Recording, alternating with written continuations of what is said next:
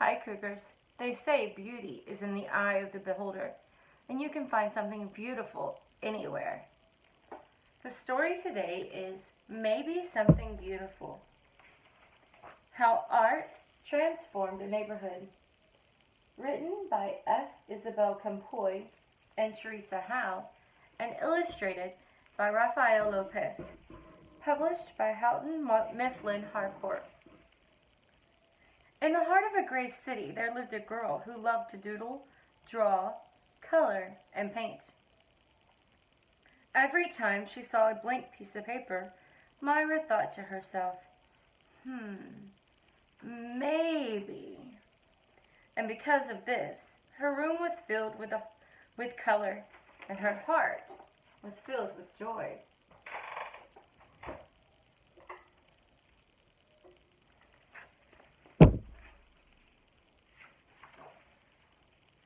On her way to school one day, Myra gave a round apple to Mr. Henry, the owner of the shop down the street. She gave a flower to Miss Lopez, the lady with the sparkling eyes.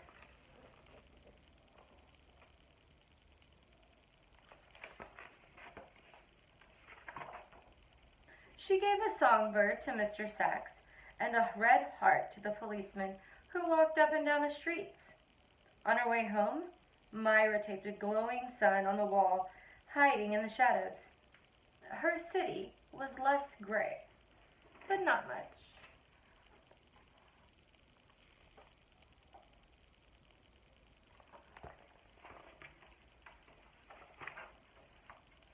The next day, Myra saw a man with a pocket full of paintbrushes. He gazed at the wall.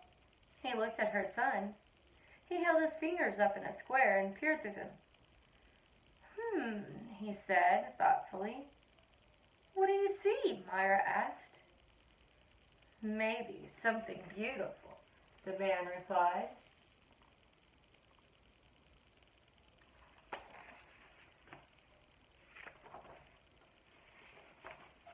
Then, just like that, he dipped a brush in paint. Bam! Pow!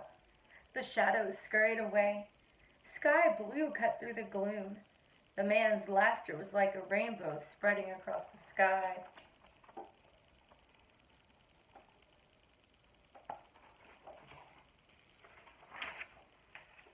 Who are you? Myra asked. I'm an artist, he said. A muralist. I paint on walls. I'm an artist too, Myra said. He handed her a brush. Then come on.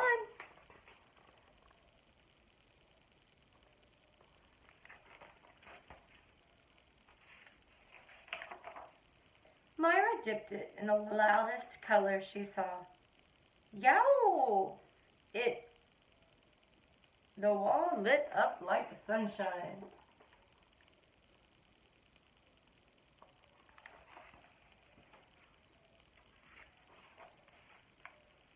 As the man drew pictures on the bricks, Myra added color, punch, and pizzazz. Soon, Mr. Sachs joined in. Then came others. Everyone painted to the rhythm. Salsa, merengue, bebop.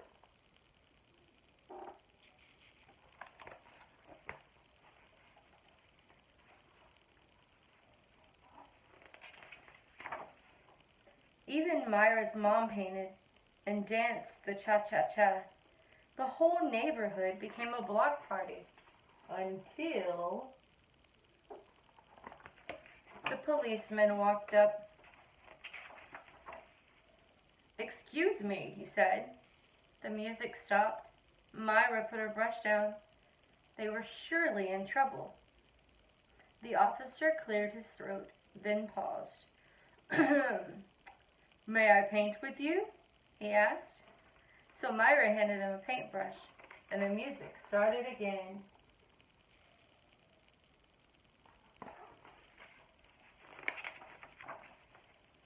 Teachers and papas jumped in too.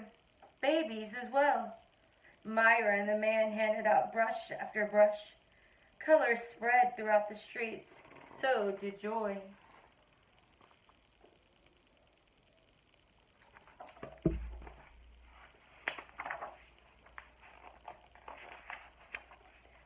Myra and the man went, Art followed like a string of a kite. After they colored the walls, they painted utility boxes and benches. They decorated sidewalks with poetry and shine, and everyone danced. Together, they created something more beautiful than they had ever imagined.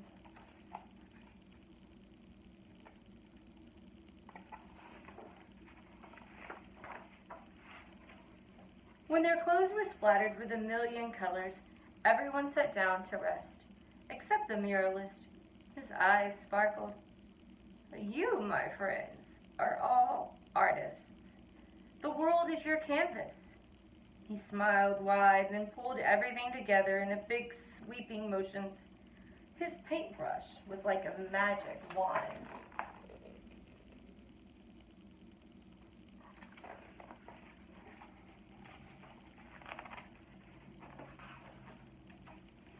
And when he was finished, Myra added one more bird, way up in the sky.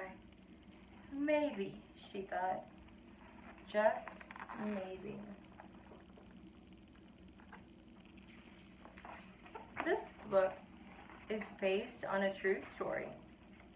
At one time, the colorful East Village near downtown San Diego, California, did not have any murals on the walls, nor quotes from Gandhi, Martin Luther King, and Cesar Chavez written on the sidewalks. Benches were not works of art you can see now, and people living in the area were not part of the vibrant community that they are today. Instead, the streets were gray and drab. But one day, a husband and wife team, he an artist and she a graphic designer and community leader, moved in and transformed their neighborhood into a place of beauty. Raphael and Candace Lopez designed a plan to bring people together to create art so that their neighborhood could become a better place for all to live. They held meetings in their homes to share their ideas. Everyone was invited. Police officers, graffiti artists, teachers, single parents, children, homeless people, and more. With the help of many, the Urban Art Trail was born, and volunteers of all ages and races and walks of life committed themselves to a common goal, reviving their community through art. First came murals entitled The Joy of Urban Living and The Strength of Women. Then the community painted utility boxes and benches bright colors. They crafted mosaics around the trees and along the streets. Raphael and Candace had noticed that in their neighborhood, people often walked looking down at the ground, so they pointed poems and calligraphy on the sidewalks. Little by little, their entire neighborhood became a work of art and an inspiration to those who lived there. The impact of the art in the neighborhood grew. Some of the painted benches were auctioned off, and the money provided classes and scholarships for at-risk students who were interested in the arts. Visitors came to admire, and donations, big and small, grew.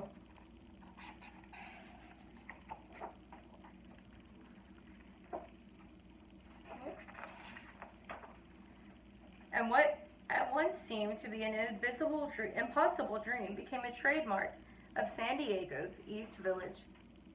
The movement, prompted by the Urban Art Trail, spread far and wide. Communities throughout the United States have commissioned Raphael's murals in neighborhoods as far away as Canada and Australia have implemented the model of community-based art. Maybe something beautiful, illustrated by the muralist who inspired it, was written in honor of Raphael and Candace Lopez and all the quiet leaders in our neighborhood. It is an invitation to transform not only the walls and the streets of our cities, but also the minds and hearts of communities.